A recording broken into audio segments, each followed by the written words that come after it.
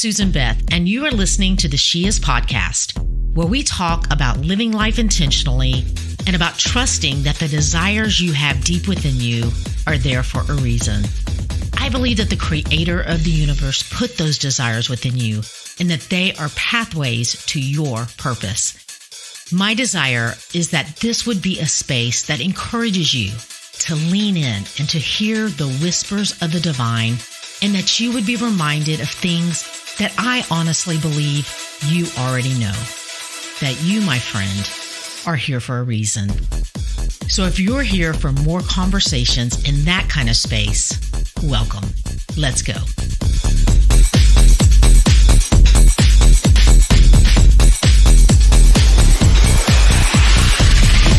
Happy New Week, friend. I'm glad you're here.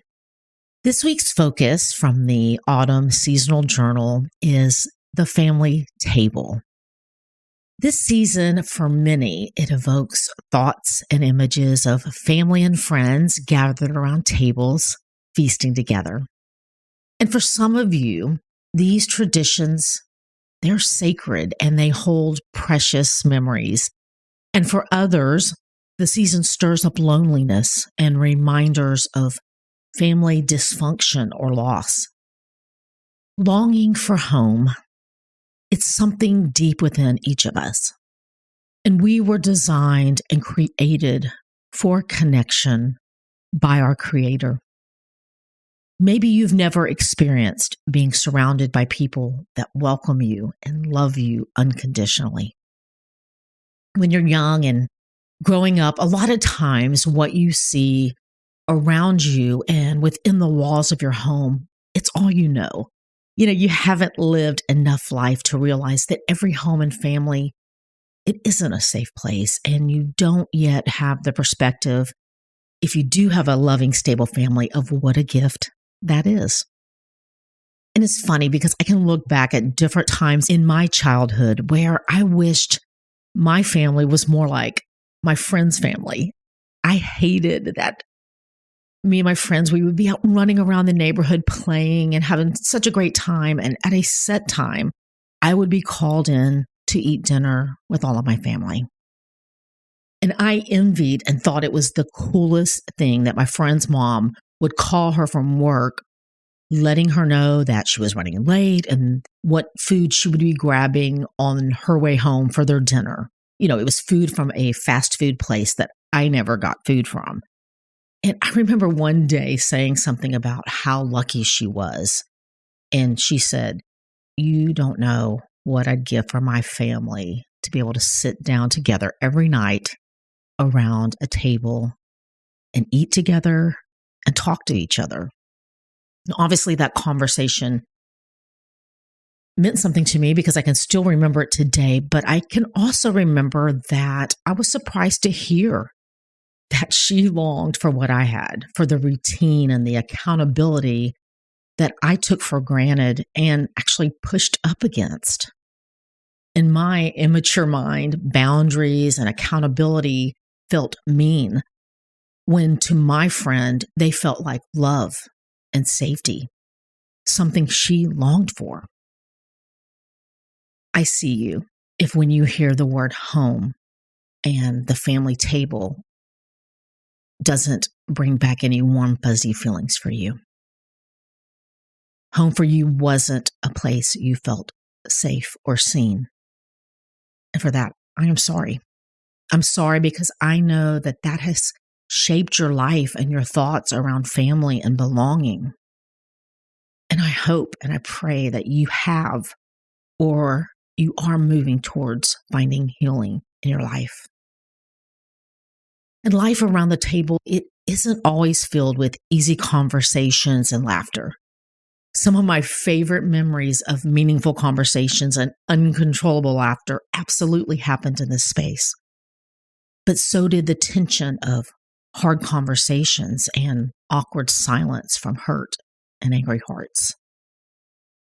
And as much as we can resist and want to run from places of vulnerability, especially when we are hurting, it's what our souls need to heal and move towards wholeness. And what a gift it is to sit in the presence of others that see your struggles that you would much rather not be so obvious, and you allow yourself to be seen, which then allows you the gift of receiving love. Love that comes even if there isn't total agreement or understanding, but love because you belong. Love that, as Scripture tells us, never gives up. Love that cares more for others than for self. Love that doesn't want what it doesn't have. Love that doesn't strut, doesn't have a swelled head, doesn't force itself on others, isn't always me first. Love that doesn't fly off the handle. Love that doesn't keep score of the sins of others. Love that doesn't revel when others grovel or take pleasure in the flowering of truth. Love that puts up with anything. Love that trusts God always. Love that always looks for the best. Love that never looks back, but keeps going to the end. I sat across the table from a friend this week, and I saw the weariness on her face as she talked about the struggle of caring for a dad in the final years of his life. A dad who wasn't there for her while she was growing up. A dad that made home not feel safe and later abandoned his family. This is hard stuff. You know, the kind of hard that 40 plus years later still chokes you up when talking to a friend about it. We weren't made to be betrayed and rejected and not have solid, loving relationships forming our hearts and our minds. That wasn't the plan. Yet our free will and choices changed the plan. We are living out the consequences as we live in this realm. We can't override the free will of someone's bad choices in this world. But we can rise above them and receive healing and move towards wholeness through the power of God. And here's the good news, the good and the beautiful news of the gospel. You don't have to fight or earn a seat at the family table. There is a table prepared that has a place setting with a place setting name card that has your name on it sitting at your seat at a table you belong at. You have a Father that longs to gather and to feast with you. And when you are not at the table, you are missed. You just need to show up and take your place.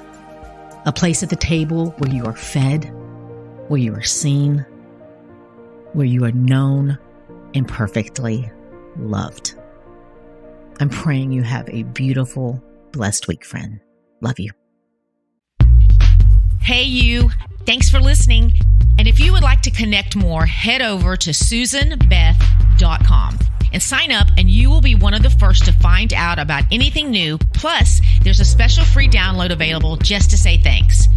If something in this episode did speak to you, would you do me a favor and share it with a friend that you think it might resonate with as well? And until next time, keep showing up in the world just as God purposed you to do, because you being you is exactly what we all need.